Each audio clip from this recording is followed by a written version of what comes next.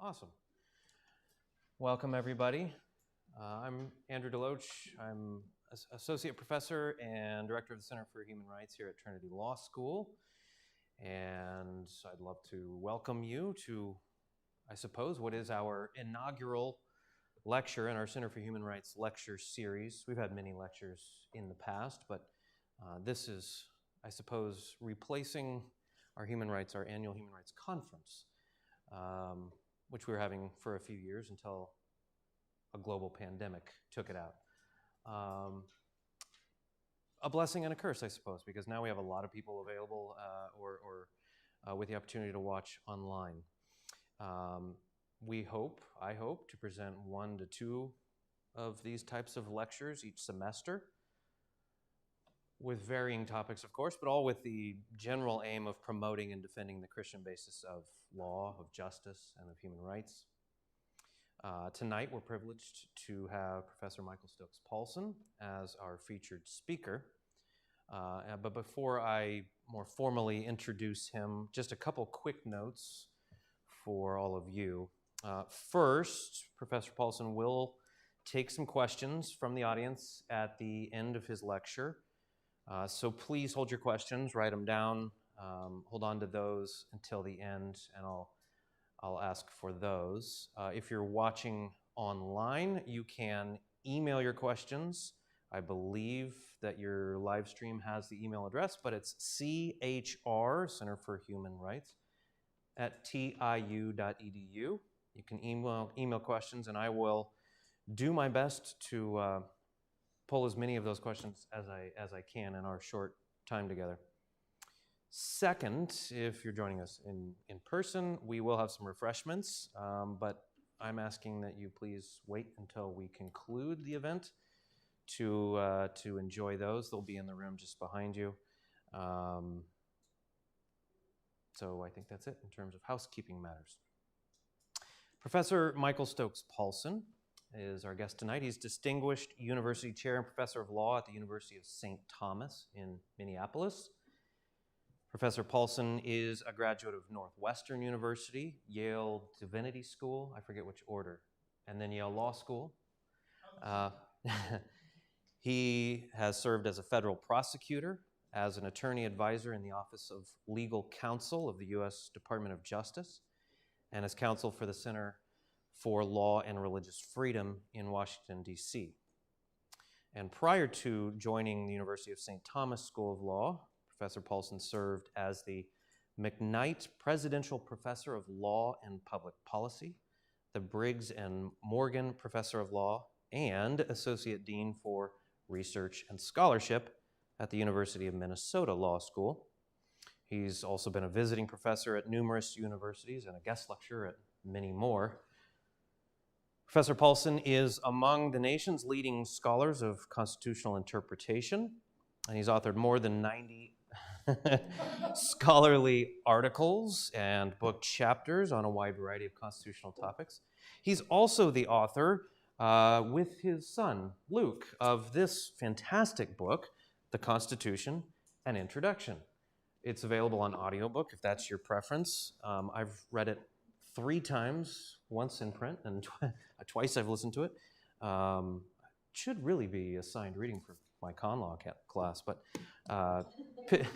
pick that up if you can. We're very grateful to have Professor Paulsen as our guest this evening.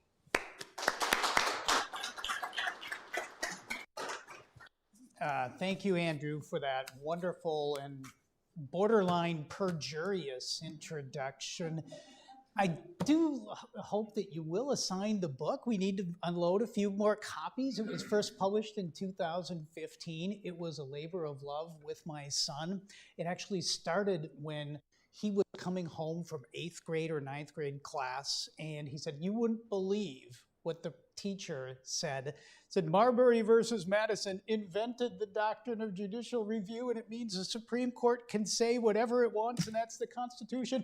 And he's guffawing and laughing. And the reason he's already understanding why some of these things were wrong is because I used to drive him to school, and he would warm me up for teaching. He'd say, "Dad, what you are teaching."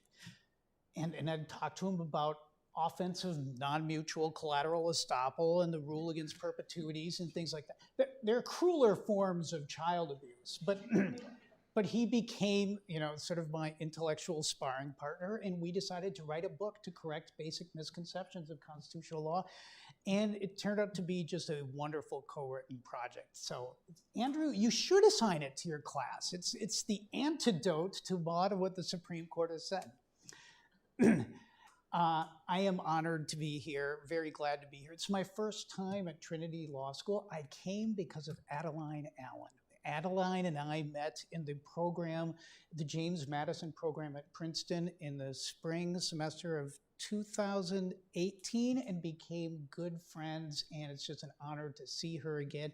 I met Andrew last weekend at a conference in San Diego.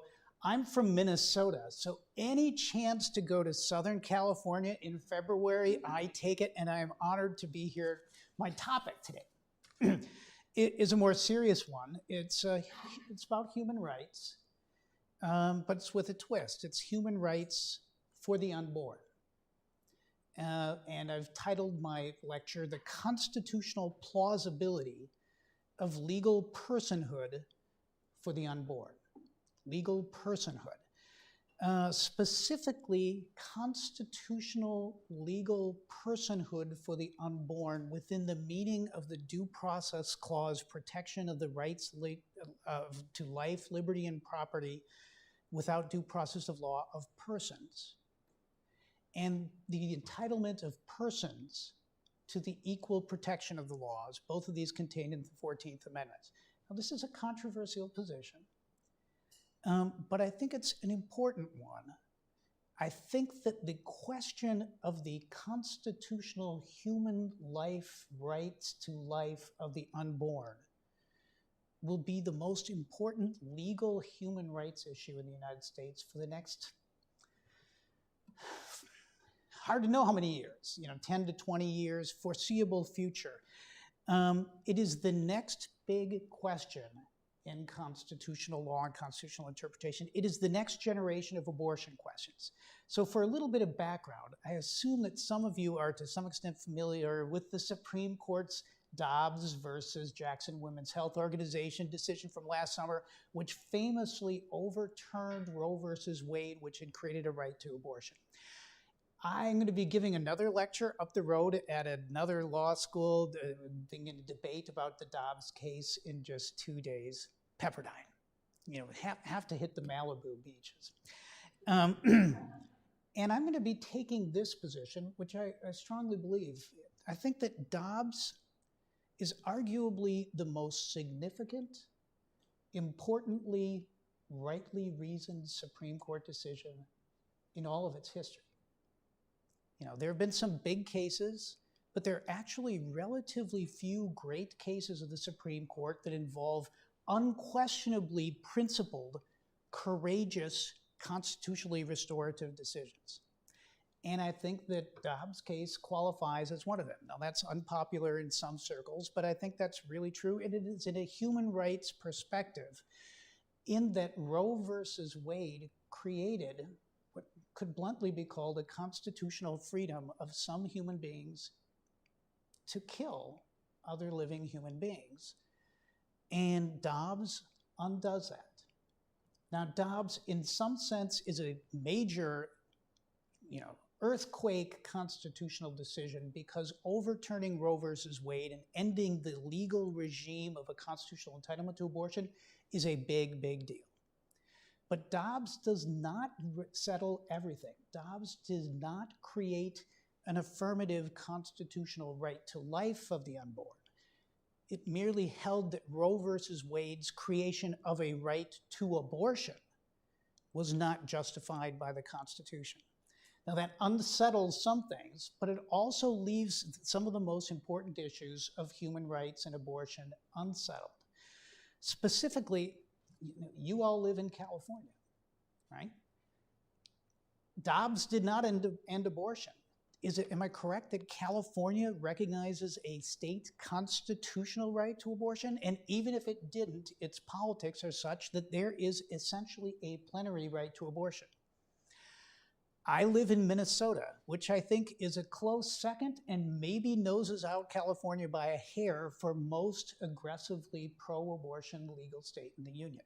We have a constitutional right to abortion as recognized by the state Supreme Court, and the Minnesota legislature just passed a duplicative belt and suspenders statutory a fundamental right to abortion. Dobbs does not change that. Dobbs just says that the federal Constitution does not create a right to abortion, and it leaves the issue to the states and to the democratic process. That is a huge victory, but it is an insufficient victory. It does not affirmatively protect the right to life. My contention in this presentation is that the argument for the affirmative right to life has been neglected, and that it is actually very legally plausible. Let me sketch out what the issue is. This is based in part on an article that I wrote 10 years ago now in the Ohio State Law Journal called The Plausibility of Personhood. And my contention is not that the argument is a flat-out winner, that the unborn have a constitutional right to life, but that it is a much stronger argument than people realize or recognize, and that the contrary argument, that the fetus, the unborn fetus, human being, is not entitled to the legal status of personhood, seems by far the more dubious answer. So here's the question that I would like to discuss tonight. Is a living human embryo or fetus a person within the legal meaning of the Fifth Amendment and the 14th Amendment to the US Constitution? Or put somewhat differently, is the unborn human child, despite not being yet born, nonetheless constitutionally a person whom the state may not deprive of life without due process of law, and to whom the several states owe a constitutional legal duty of the equal protection of the laws. Literally, the protection of the laws from the private violence or wrongful acts or discrimination of others. This, I will submit to you, is a very close, difficult, and extremely important constitutional issue. The better answer, I think, but by no means an incontrovertibly clear answer, is yes. There should be recognized a constitutional right to of the unborn as persons. The difficulty lies in the unclear range of the original meaning of the word person as used in the 14th Amendment to this Constitution. So what I'm going to do this afternoon or tonight is to walk through the arguments from the text of the Constitution, the structure of the Constitution, evidence of the history or original meaning of the Constitution, precedent, and policy. And I think of these as the 5 basic tools of constitutional argument. When I teach constitutional law, I say the course really boils down to this: arguments from the meaning of the text, arguments from the structure or logic or interrelationship of various provisions of the text, or deductions or logical inferences that you can derive from the text, arguments from intention or historical evidence of original meaning, sometimes working in the same direction, sometimes working in opposition, arguments from precedent, what have courts or legislatures decided or interpreted before, and then arguments from policy. And when I teach it, I'm a nothing up your sleeves law professor, right? Nothing up my sleeves. I'd say, I think that is roughly, well, I'll say it more strongly. That is strictly the order in which these arguments should have logical priority. The core consideration of constitutional interpretation is to ascertain the meaning of the text, the meaning of the words. And that is the original, objective, linguistic meaning that the words would have had in their time and in their social context to people who were informed, generally citizens and users of the English language. You're trying to understand the original meaning of the words in the context in which they were adopted. Doing so, you should take into account of any term of art usages. Sometimes the Constitution uses technical terms or terms that had a received background legal meaning, and that would be part of the objective meaning of the words. But that's the enterprise, is to try to ascertain the meaning of the text. I think of structural arguments as basically a species of textual arguments, and those of you who are lawyers or are still suffering as law students are familiar with them. You've seen them in constitutional law. Marbury versus Madison is a structural argument. There is not an explicit judicial review clause. The power of courts to interpret the law independently and to invalidate within the judicial sphere actions of the political branches that they conclude are unconstitutional is a function of the supremacy of the Constitution, a structural principle, and the independence and coordinate status of the branches. It is more of a, Marbury is properly more of a mathematical proof, sort of like a geometry proof. I hate to bring back bad memories of high school geometry, but it's like taking a sound premise from the text or structure and deducing what propositions follow from it. I think that's a legitimate form of constitutional argument too. Arguments from intention or history of the adoption of the provision are somewhat down the scale of priority in my mind. Sometimes the evidence of original intention, well, a lot of the times, it will reinforce the evidence of natural textual meaning. In fact, that is one of the uses of legislative history or constitutional history or the Federalist Papers or the records of the Constitutional Convention, is it can help you understand the meaning of the words and terms they were using. But sometimes intention doesn't line up squarely with the words they used. And I think that where the text says one thing and historical evidence of intention says something else, the text is what should have priority over the subjective intention, because nobody voted for the unstated purposes or intentions of the framers. People voted on and adopted the constitutional text. And my favorite short example of that is whether the Constitution's protection of equal protection of the laws applies to forbid sex discrimination. Does the Equal Protection Clause cover women? It is clear that when they drafted the 14th Amendment, they did not really have women in mind. That wasn't the problem they were addressing. They were addressing the discrimination against newly freed former slaves and racial discrimination. That's what they were thinking about. But the words they used is that no person shall be deprived of equal protection of the laws. Are women persons? Yeah, duh, yes.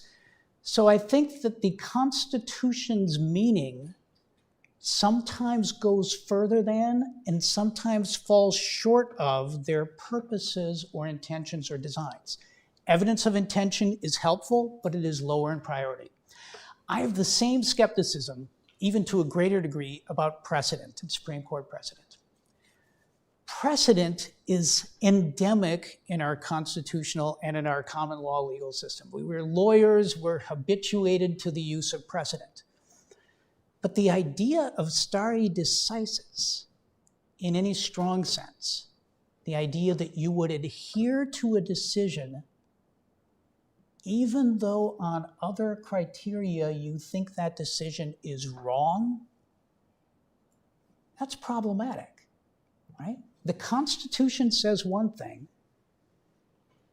A judicial departure from the Constitution says something else. What is your obligation in the subsequent case as a judge who's sworn an oath? The logic of Marbury versus Madison is that the Constitution is supreme over anything in conflict with it. So if the Constitution says one thing and a precedent says something else, you need to go with the Constitution every time. Now, precedent still plays a role in that I think that it advises the interpreter. It informs, it provides a baseline. You have the benefit of what other judges, presumably intelligent discussants, have thought about an issue. But while precedent can advise the interpreter, it cannot revise the interpretation. So I put precedent as sort of a lower level of authority, and I'll discuss it next to last.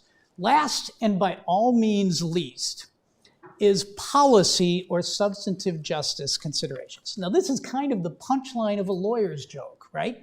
The punchline is, well, what do you want it to mean, right? And it actually is reminiscent of the way my high school chemistry lab partner and I used to do chemistry experiments. You remember high school chemistry. So Cal, who was my partner, had a very effusive personality, made me look like a shy, retiring wall hanger. And of course, he's a lawyer now, but he would loudly and proudly announce his methodology for doing chemistry experiments. First, draw the desired curve. Then, plot some data. If time permits, do the experiment. And this is kind of the way that you see the Supreme Court deciding a lot of constitutional law cases. Decide the result you want. Pick and choose your arguments that kind of fix it and make it come out that way, and ignore the real evidence. So I think, though you will see, and your law students will see in constitutional discussion, lots of discussion of policy. And you might remember from your con law class, sometimes it breaks down into a food fight over affirmative action or abortion or religion or what have you. I think that, properly speaking, policy should have a far lower role in terms of constitutional interpretation. So those are the lenses. I've already talked about, but we started 10 minutes late. Okay. Those are the menus of arguments I would look at to talk about the idea of legal personhood, okay? Let me talk a little bit about the text. The text of the 14th Amendment just says no person and doesn't define person. If you're looking for the objective meaning of the words as they would have been understood by people who were using them at the time, it is unclear what people would have understood person to mean in relation to the question of the unborn. The word is, as applied to the unborn, kind of unspecific. It's ambiguous. It is, in legal jargon, indeterminate. It doesn't actually supply you an answer. If you look at dictionary definitions from the 1860s or the 1790s of the word person, it says humans, human beings. The unborn are a distinct individual human being, but it still does not, it makes the argument plausible, but it doesn't get you all the way home, right? Remember I said that in terms of understanding the original meaning of the words of the Constitution, you'd also look to legal term of art usages. And here I think it is important to look at Blackstone's commentaries on the laws of England. Blackstone published this multi-volume treatise in the 1760s, which was the authoritative legal text for Anglo and American law. It is most cited by the framers of the Constitution, cited by the Supreme Court. It was, at the time of the framing of the Constitution, the one law book on everybody's shelf. Everybody had it. The Supreme Court, in the Dobbs case, refers to the prominence of Blackstone's commentaries in understanding the legal status of the fetus and the common law prohibition on abortion. You can think of Blackstone's commentaries as kind of a topical concordance or glossary of specialized meanings of commonly used legal language. If one were to look for a specifically legal gloss on the word person, what would lawyers have understood persons to mean at the time? You would look to Blackstone. And if you look to Blackstone, you find some fairly stunning evidence. In Book 1, Chapter 1 of this definitive treatise, he discusses the fundamental rights of persons and the absolute rights of individuals, and he specifically refers to the rights of the unborn as included in the rights of persons. Let me just read you. It's always dangerous to read Blackstone at 5:30 in the afternoon. People will fall asleep, but I'll try to make it as interesting as possible. He's discussing legal rights of persons, and he says, the right of personal security consists in a person's legal and uninterrupted enjoyment of his life, his limbs, his body, his health, and his reputation. Life is the immediate gift of God, a right inherent by nature in every individual, and it begins in contemplation of law as soon as an infant is able to stir in the mother's womb.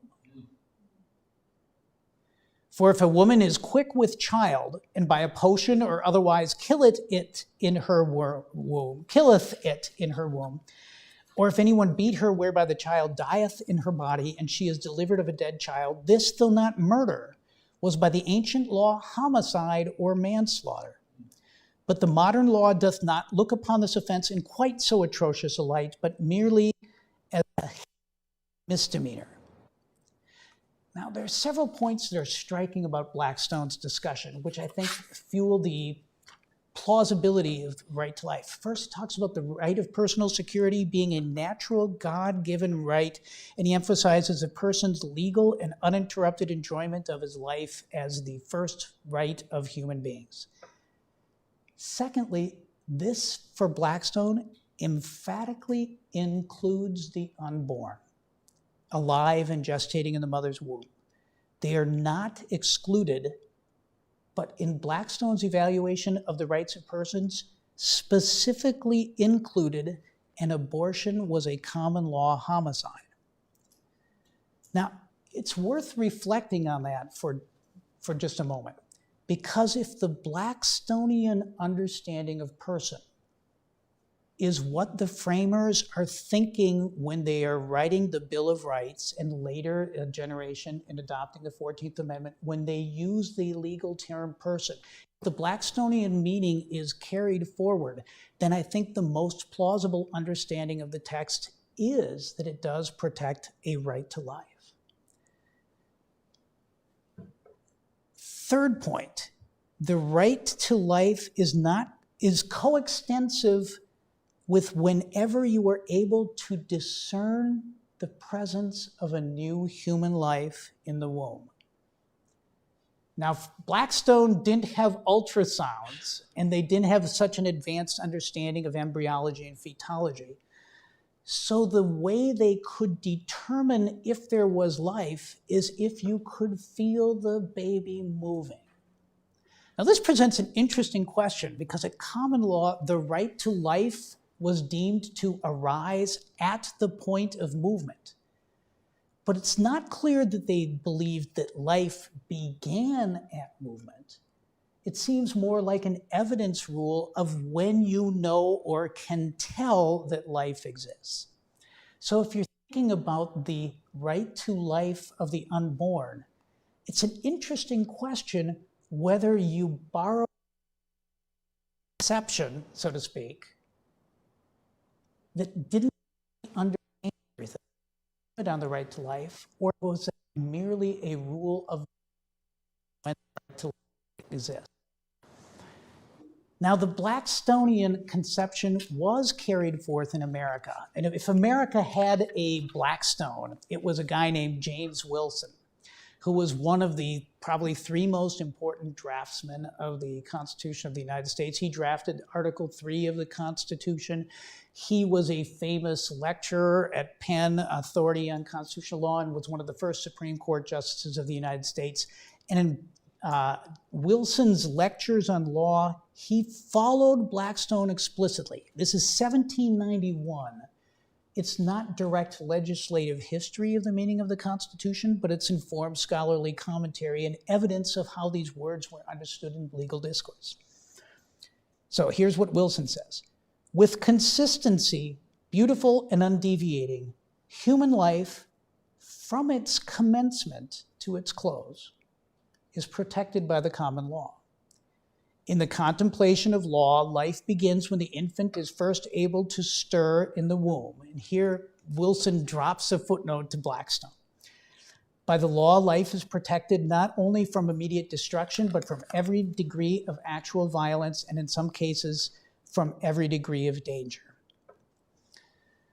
So, in evaluating the arguments about the objective meaning of the text, I think the word person itself is sort of vague and indeterminate as applied to the question of whether it reaches the unborn.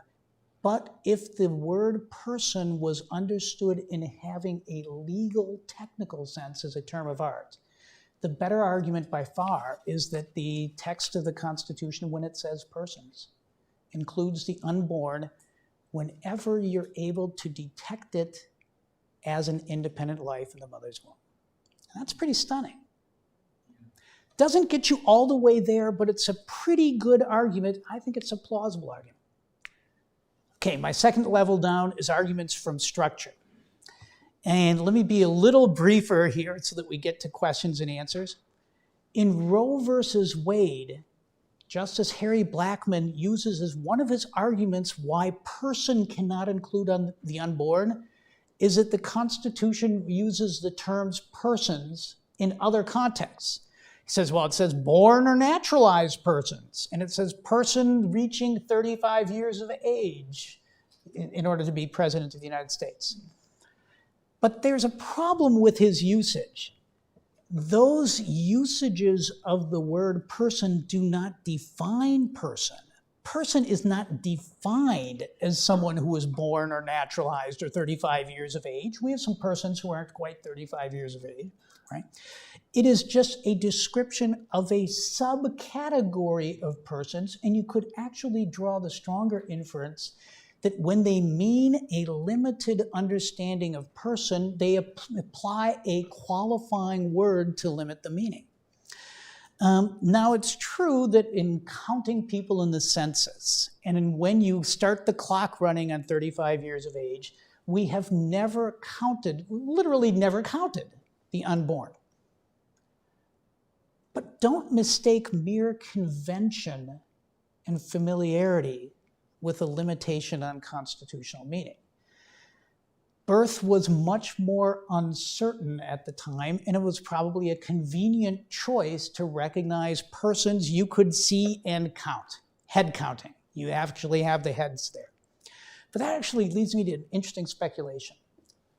Could Congress have, or could it now, decide that the census shall include unborn children who are living in their mother's womb? I think if all the Constitution says is there shall be a census, and then Congress is given the power to pass laws necessary and proper for carrying it into execution. The broad understanding of necessary and proper would, I think, embrace the power to choose to recognize the unborn for census purposes. Now, that in itself is not very significant, but it tells me this general question that's sort of a structural constitutional argument. Where a term in the Constitution does have a range of meaning, what is the default answer as to the proper interpretation of that sort of indeterminate phrase?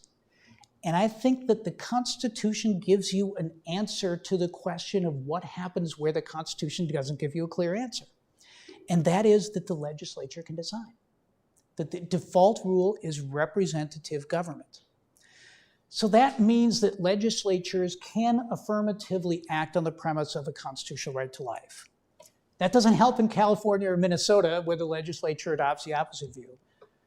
But it seems to me to say that Congress, which has the power in Section 5 of the 14th Amendment to enforce through necessary and appropriate, think necessary and proper, legislation, the provisions of the 14th Amendment, could interpret personhood under Section 1 as including the unborn and could pass a national human life protection statute as a matter of constitutional authority?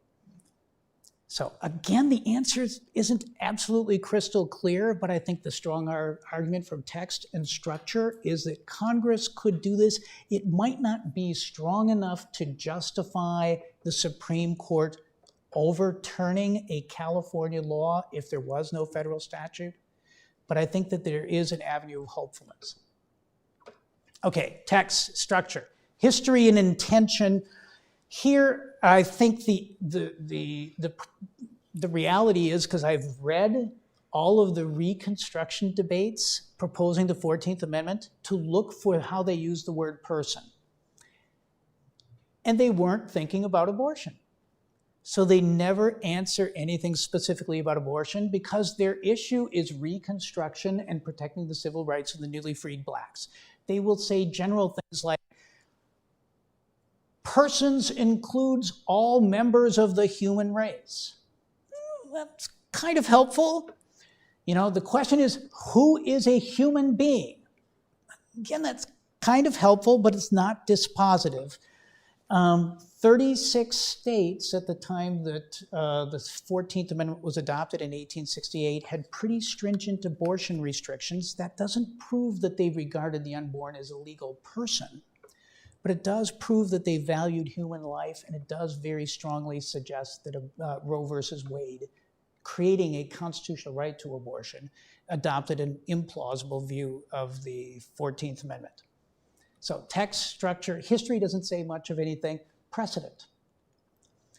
And I've said before that precedent is a dubious source of authority. Roe versus Wade, as the first step in its analysis, rejects the idea of constitutional legal personhood. Dobbs overrules Roe versus Wade's ultimate holding of a right to abortion and rejects much of its reasoning and condemns the opinion.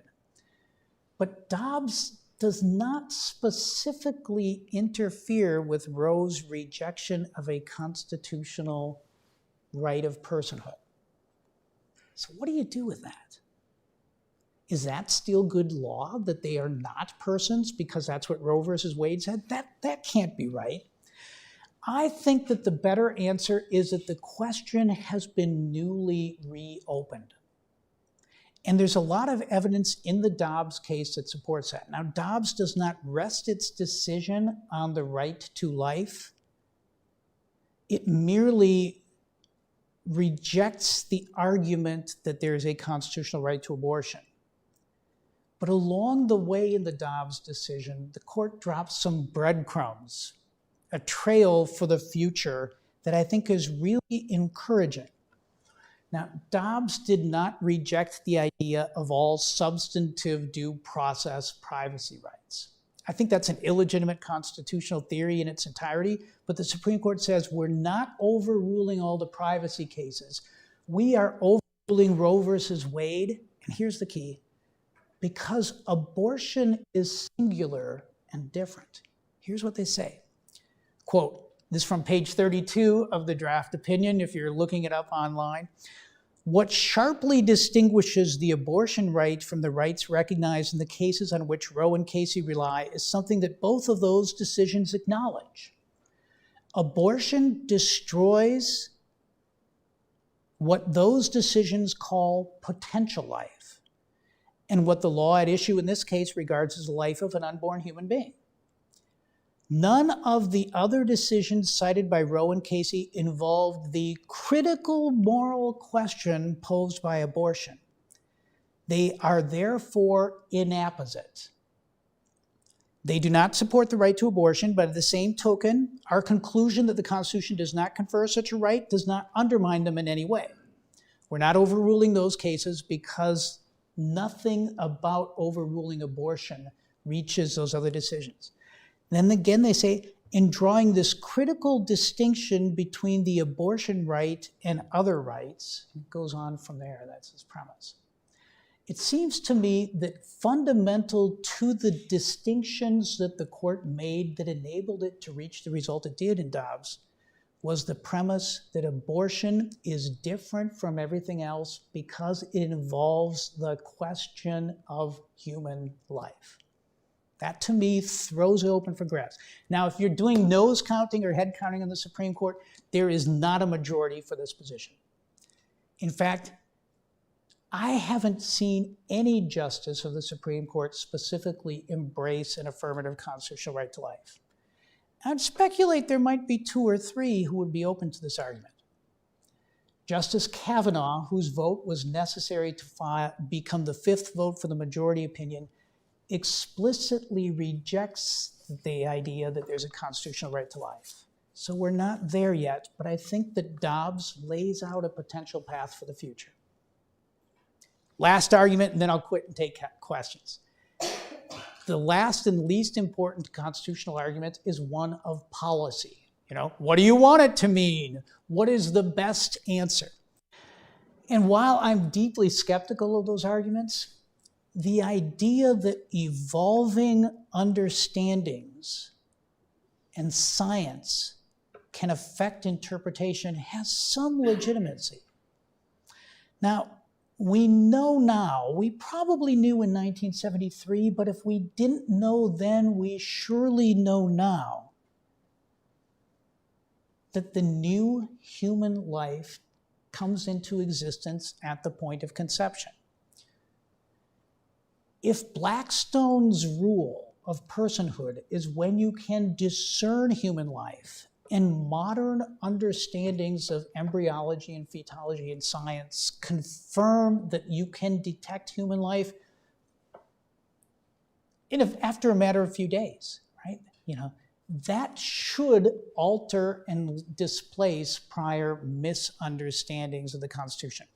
It's not really a matter of policy argument in the sense of what do you want the result to be. It is a matter of pouring new wine into old bottles and improving your understanding based upon what you know now has to be true. The other policy distinction, and this leads to my point of conclusion about a lecture on human rights, is that the modern liberal conception of human rights is to be as inclusive as possible. It is flatly against every premise of human rights to read who is a member of the human race narrowly.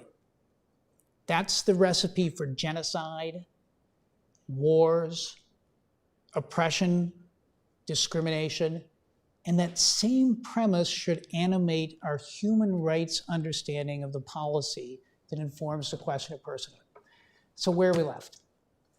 I'm not sure. I think the text doesn't clearly answer the question. If you have a legal gloss on the text from Blackstone, I think it points very strongly in the direction of the unborn.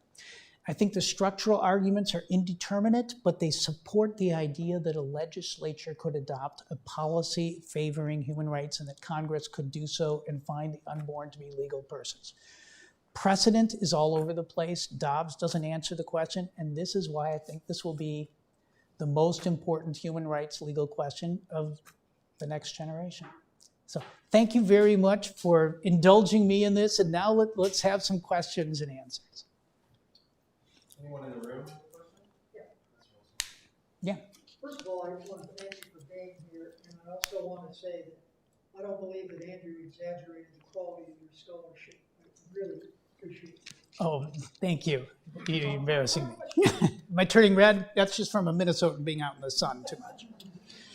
My question is, in terms of the practical implications of your argument, you've actually, I think, indicated this is not self-executing. Yes. And so what I'm curious about is, let's say we did have the Supreme Court of the United States recognize personhood for the unborn. Without the benefit of a act of Congress. Yeah, I think the act of Congress is maybe not any brighter prospect than maybe the Supreme Court. I understand. And so what we end up with is states, state legislatures having to execute the Supreme Court decision. And states, as you correctly point out, like Minnesota and California, they're going to go the direction that they've already gone. And so what practical significance in terms of the difference between overturning Roe ultimately and this recognition of personhood, could you foresee? Well, that's a really good question. And, you know, I'm not a great court watcher or a crystal ball gazer. You know, I just try to ascertain the meaning of the Constitution as best I can and hope that somebody listens. The Paulson version of this argument has been characterized by some of my pro-life friends as the weak version of the argument. You know, the title of my article is The Plausibility of Personhood. My good friend Robbie George and John Finnis aggressively take the position that the right answer is that the unborn are constitutional legal persons vested with full rights that should be recognized by the Supreme Court, carried into execution, full stop. Now, how that would play out is interesting. But if the Supreme Court were to recognize a constitutional right to life, there are a number of subsidiary questions that follow in its wake. Presumably, the pregnant woman has a right to life that should be equally protected. What are the dimensions of the Constitution's prohibition on abortion as applied to women whose lives would be endangered by continuing the pregnancy? What extent of danger is dangerous enough? What extent of threat to health? If the Supreme Court were ultimately to resolve all those questions, they would be functionally drafting a national abortion restriction statute. And that feels a lot like what the Roe versus Wade court did in reverse. I am more comfortable saying the Constitution doesn't explicitly answer those questions. And my view of judicial power is a more restrained review of judicial power generally, that where the Constitution doesn't have an answer, it's not for the court to devise an answer that it thinks best, but to defer to democratic choice. So I think you could recognize a flat-out constitutional right to life, personhood, but it does create a number of interesting questions. They're not insuperable questions. They might all have answers to them. I was once at a conference where I floated this idea, and someone said, well, that's absurd. What will you have next? Will you have appointing of guardians ad litem to argue for the right of the fetus? And I said, what an inadvertently insightful suggestion. That's actually, so a lot of legal questions that the long-standing regime of Roe versus Wade has kept off the table might all of a sudden become interesting and important and relevant and possible.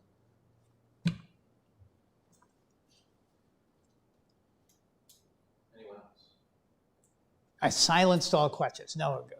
Because of those complexities you talked about, that you think that the personhood potential case before the Supreme Court couldn't start at the state level, it really would have to be at the federal level? Or could it take a similar path where a state tries to create the laws defining those dimensions to let the Supreme Court embrace it for everyone? Well, if it's clearly a pro-life oriented state and state legislature can affirmatively protect the right to life and embody that in a statute and draft restrictions on abortion of essentially any kind it wants, that's what Dobbs accomplishes. So if you're living in Mississippi, right, there is a freedom of the people as a matter of state law to adopt constitutional right to life.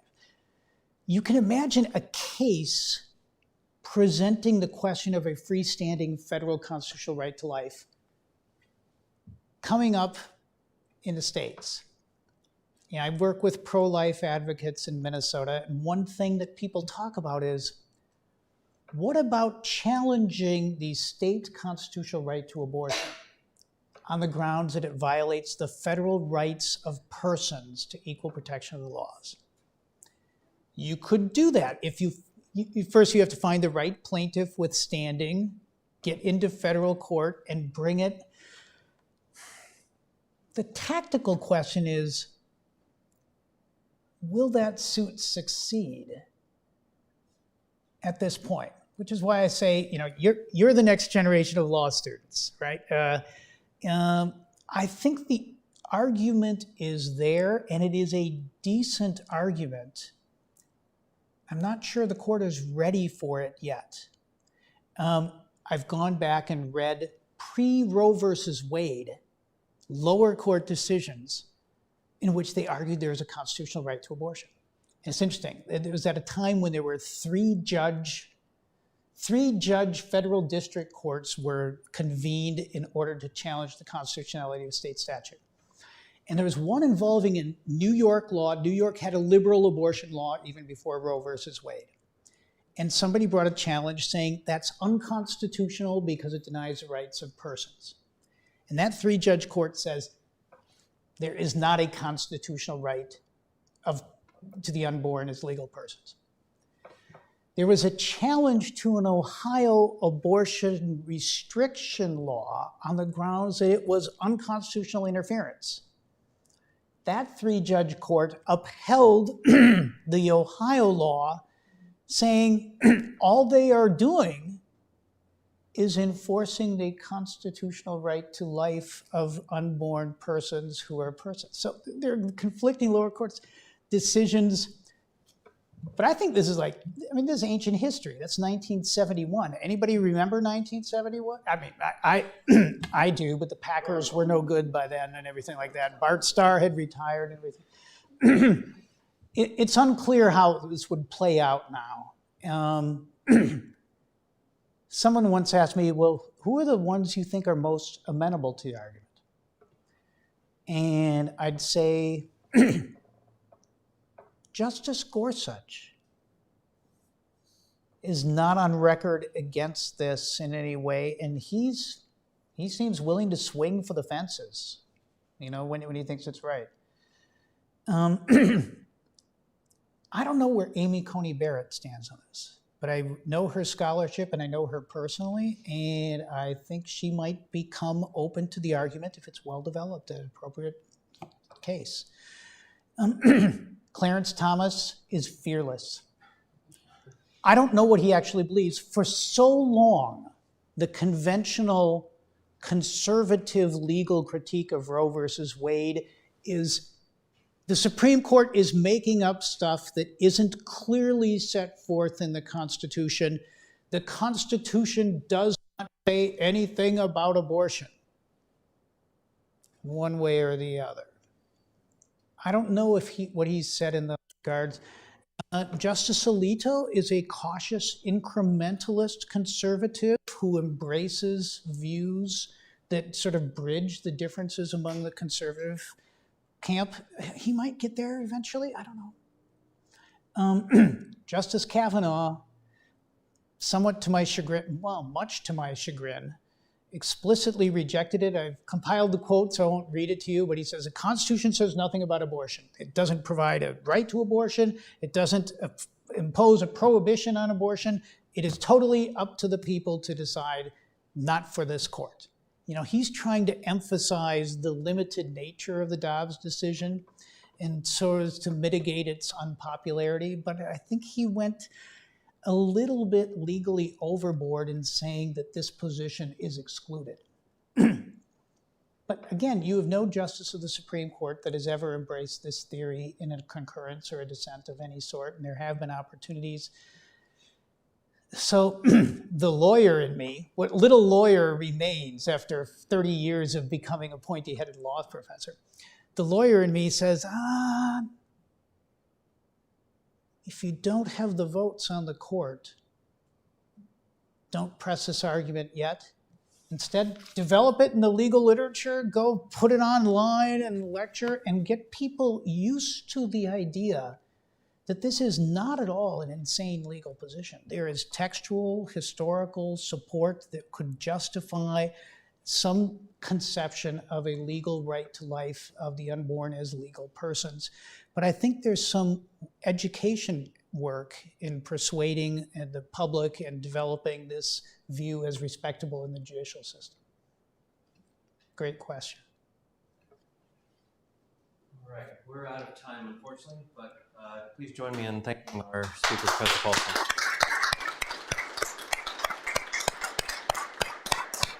And help yourself to some refreshments in the back. When were you at all? 89 to 91.